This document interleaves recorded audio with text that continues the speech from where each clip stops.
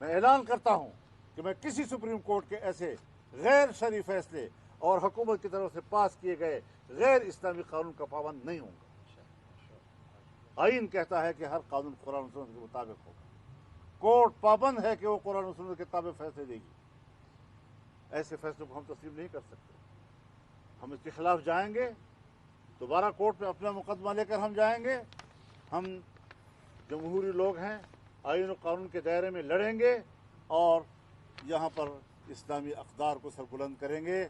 اسلامی اقدار و احکامات کو انسانی حقوق کے منافی قرار دینا کسی ملحد کا کردار ہو سکتا ہے، کسی اللہ کے سچے بندے کا کردار نہیں ہو سکتا۔ دیکھیے، جہاں تک آپ کا سوال ہے آرمی چیف کے حوالے سے، میں اس کو 2 حصوں میں تقسیم کروں گا۔ پہلی بات یہ ہے کہ آرمی چیف کی مدت ملازمت میں اضافہ کرنا، ایکسٹینشن دینا، یہ انتظامی معاملات ہوتے ہیں، یہ ہر حکومت میں دیے گئے ہیں۔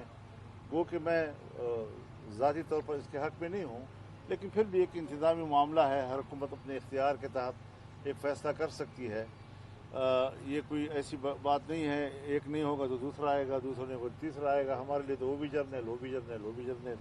لیکن بات بنیادی یہ ہے کہ اپنے اختیارات میں اس قدر اضافہ کرنا اور اس کے لیے حکومت کو پریشرائز کرنا کہ آپ یہ قانون پاس کریں، یہاں تک کہ نظر آئے کہ جیسے ملک ماشاء اللہ لگ رہا ہے، تو جس پر شک ہو جائے اس کو تو آپ فوراً گرفتار کریں۔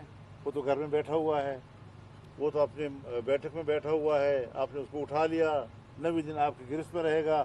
جو روڈوں پہ دندنا رہے ہیں، جہاں سڑکیں ان کے قبضے میں ہیں، جہاں دیہاتیں ان کے قبضے میں ہیں، جہاں مسجدوں میں وہ رہ رہے ہیں، جہاں لوگوں کے بیٹھکوں میں وہ رہ رہے ہیں، جہاں گلی کوچے ان کے قبضے میں ہیں، وہاں کیا تیر مارا ہے کہ اب اس کے اوپر اختیارات میں بھی اضافہ مانگ کر آپ عام لوگوں کو، سویلین لوگوں کو شک کی بنیاد پر ان پر ہاتھ ڈالنے کی کوشش کر رہے ہیں۔ میرے خیال میں جتنا آپ کے پاس اختیارات ہیں وہ کافی ہیں۔ دہشت گردی کے خلاف اگر آپ لڑنا چاہتے ہیں، اس میں آپ کے اختیارات میں پہلے سے کوئی کمی نہیں ہے۔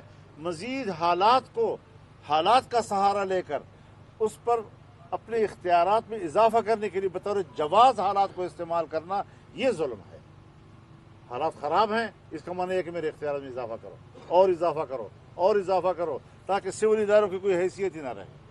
تو میرے خیال میں ہمیں پاکستان کو ایک سویلین اسٹیٹ کے طور پر دنیا میں متعارف کرانا ہے، ورنہ آپ کے کسی قسم کے پارلیمانی فیصلے کو اور آپ کی حکومتوں کو باہر کی دنیا میں ایک جمہوری ملک کا پروٹوکول نہیں ملے گا۔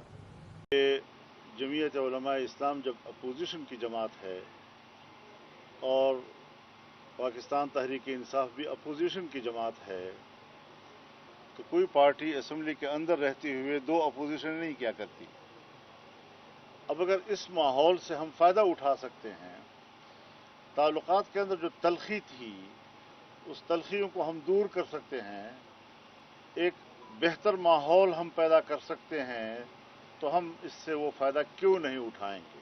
اختلاف پیپل پارٹی سے بھی ہے، اختلاف مسلم لیگ سے بھی ہے، اختلاف MQM سے بھی ہے، اختلاف نیشنل پارٹی سے بھی ہے، لیکن تعلقات بھی ہیں، تلخیاں نہیں ہیں۔